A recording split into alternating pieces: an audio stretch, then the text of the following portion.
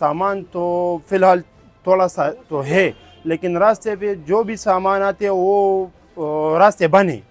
दोबे में हमारे 2-3 भाई है, वो बोलते हैं कि रास्ते भी बंद है, जो कंटेनर उधर लोग आते हैं सामान हम उसको देते, वो भी बंद है। फ़िलहाल तो रेट थोड़ा सा वो बढ़ गया, लेकिन मज़ीद रेट बढ़ने का खदशा है। हमारा उधर तो सामान बहुत ज़्यादा है, तो पेंडी में भी हमारा सामान थोड़ा सा है, लेकिन जो सामान हमको ज़रूरत है वो दोबे में है, और दोबे तो फ़िलहाल उधर बंद है जंग की वजह से।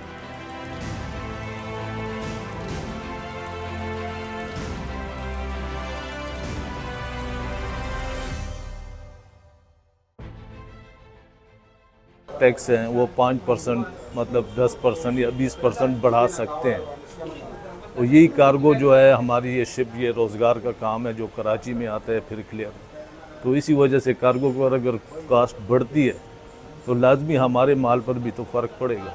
दीगर ममालिक से ऑटो स्पेयर पार्ट पहले कराची और बाद में रावलपिंडी के बाज़ारों में पहुंचाया जाता है।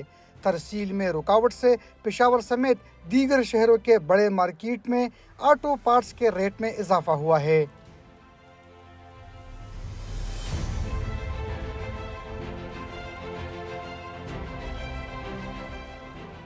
हम शारजा से जो है पार्ट्स ख़रीदते हैं, गाड़ी के पार्ट्स। तो अभी ये रास्ते बंद है, इसकी वजह से हमारे भी माल है इधर करीब, ये जितने दुकानदार हैं इन सब के तकरीबन इनके इन्वेस्टमेंट जो है स्टेक पे लगे हुए हैं। सामान इन्होंने उधर ख़रीदे, रास्ते बंद है, सामान नहीं आ रहे, इधर सामान की भी शार्टेज हो रही है, कस्टमर की डिमांड भी है, इधर हमारे जितनी भी इन्वेस्टमेंट है उधर उसमें बंद हुई पड़ी है।